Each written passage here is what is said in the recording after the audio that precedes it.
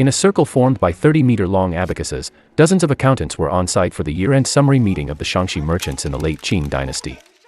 More than 10 shopkeepers stood by, supervising. The results quickly emerged. In that year, the total transactions, including principal and interest, reached nearly 30 million taels of silver. The total silver amount approached 10% of the annual tax revenue of the Qing Dynasty, with profits leaving people astounded. The current shopkeeper, with a mere 7% share, received a dividend of 100,000 taels of silver.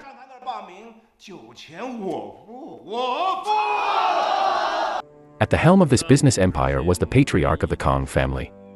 The operating model of Kang family's Tianjin Yuan exchange house had long been matured. The old master of the Kang family didn't have to manage anything. The shopkeepers handled affairs meticulously, while he only needed to count money at home, living the life we all dream of. However, the old master Kang recently wore a troubled expression because, in his old age, he needed to find a suitable successor for the Kang family's commercial giant. Despite having 4 sons, not one of them seemed capable of shouldering this immense responsibility. The eldest son, kind-hearted but congenitally deaf-mute, was unsuitable for business.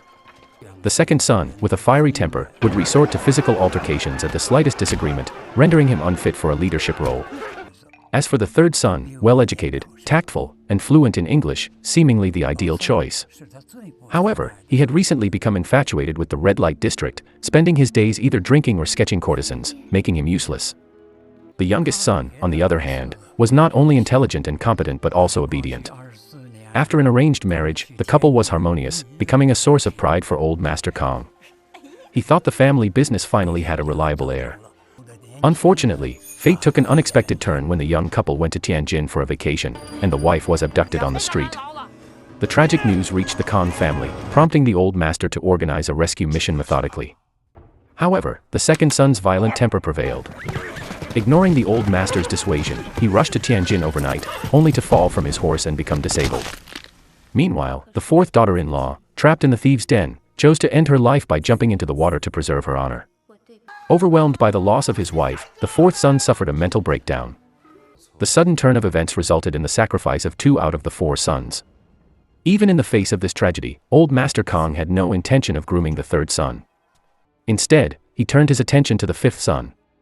Yes, old Master Kang intended to extract the last drop of vitality, seizing the opportunity to father one more son. However, Mrs. Kang was not very cooperative.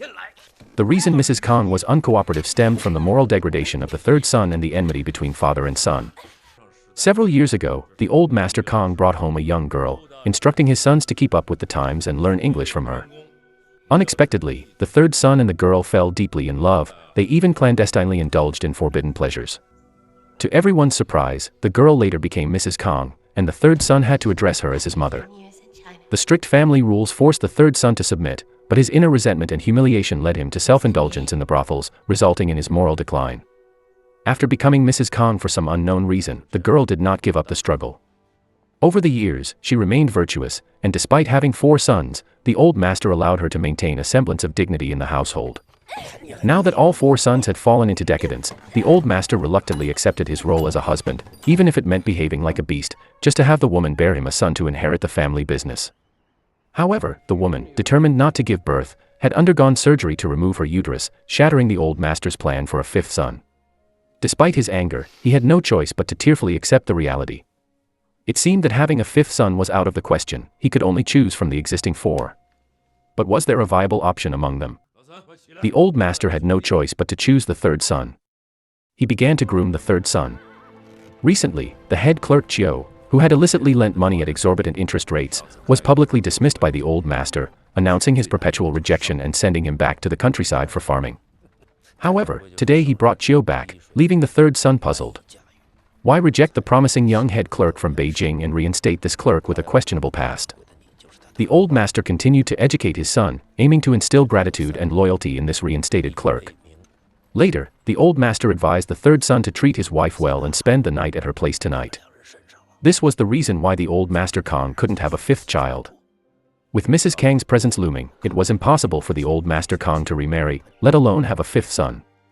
Soon after, Mrs. Kang passed away, leaving the third son utterly disappointed. He dedicated himself to delving into business, following head clerk Chiu to the western regions. During an encounter with a wolf pack, He saved head clerk Qiu's life, completely reclaiming the territory. He prepared to inherit the commercial empire, but the old master Kang remained somewhat indecisive. When the crisis occurred with the fourth son's family incident and a run on the Tianjin exchange house, head clerk Dai promptly intervened. He swiftly brought in 50,000 taels of silver from Beijing but publicly announced it as 600,000 taels, quickly stabilizing public confidence. What could have been a crisis resulting in both reputational and financial losses was masterfully resolved by him. Not only did they avoid losses, but they also made a considerable profit, achieving both fame and fortune. It was this operation that made the Kang father and son recognize his talents. While the third son was away, the old master Kang visited the Beijing branch. Head clerk Dai informed him about the escalating Boxer rebellion in the capital. In response, the old master Kang instructed him to send the silver southwards. Head clerk Dai suggested paying official taxes and depositing the silver from Beijing into the account, while leaving the silver from the southern region locally. This would not only avoid risks but also save operational costs. The old master Kang readily agreed and then revealed his intention for this visit. He wanted to adopt head clerk Dai as his adopted son. The old master Kang seemed genuinely sincere, considering the animosity of the third son. However, this statement, when heard by head clerk Dai, was perceived as a test. Head clerk Dai immediately knelt down in response. The old master Kang could sense head clerk Dai's intentions, and he gave up all hope. Soon after, head clerk Dai deposited the silver into the Ministry of Revenue. However, his presumed clever strategy at this moment laid the groundwork for future troubles. In the next year, the Eight-Nation Alliance captured Beijing. Empress Dowager Cixi fled to Xi'an, and the German-French coalition pursued them to Shaanxi. Facing life and death, the old master Kang summoned his third son to the ancestral hall and handed him a piece of paper. It detailed the 9 locations where the Kang family had hidden silver for generations. The old master urged his son to remember them well, assuring him that, once the war was over, they could rebuild their fortunes using this information. Later, the third son, carrying the family assets, headed south. To his surprise, he encountered the long-awaited Mrs. Kang on the way. As it turned out, Mrs. Kang hadn't really died. Her feigned death was a prearranged agreement with the old master Kang. The old master could remarry, and she could gain her freedom.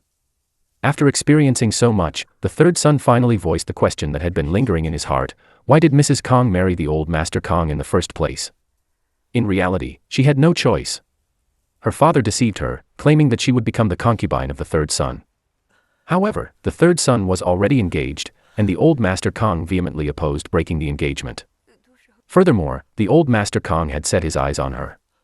Since he began teaching at the Kang family, the old master Kang had planned to marry her. Forced into a corner, she became Mrs. Kang.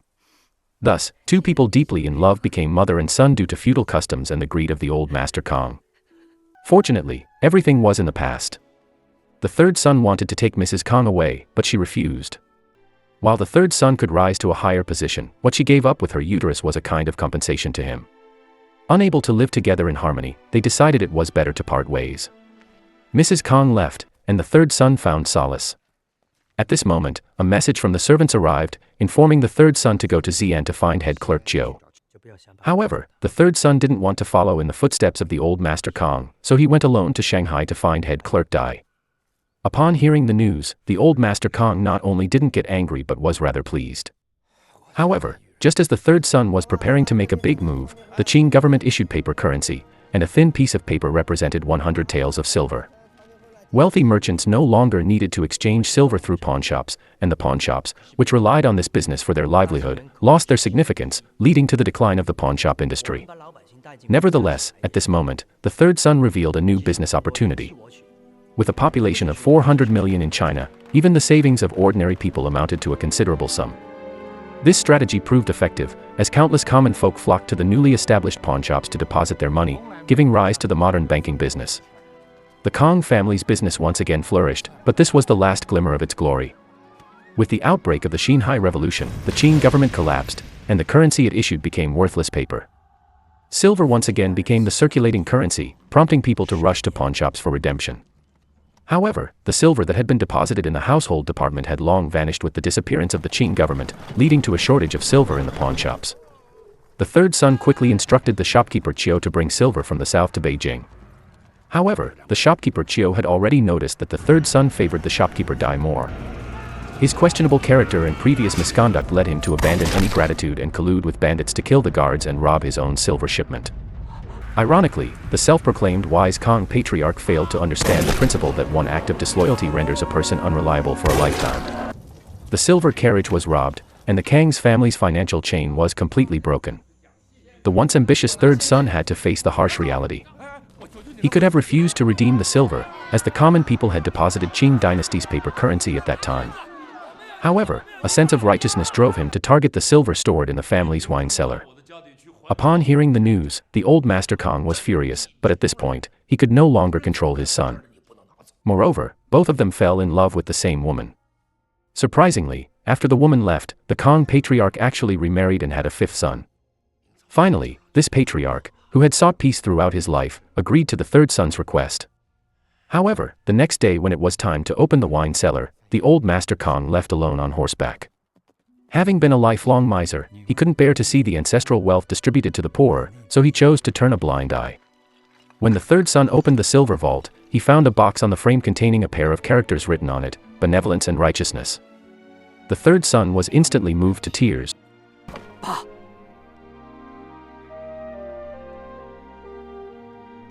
我们没有背叛祖宗，不管你在哪，你都会安慰的。我们做对。 No voiceover can replicate the charm of the original film. A great movie deserves to be experienced in its full plot. Thank you for your watching and subscribing.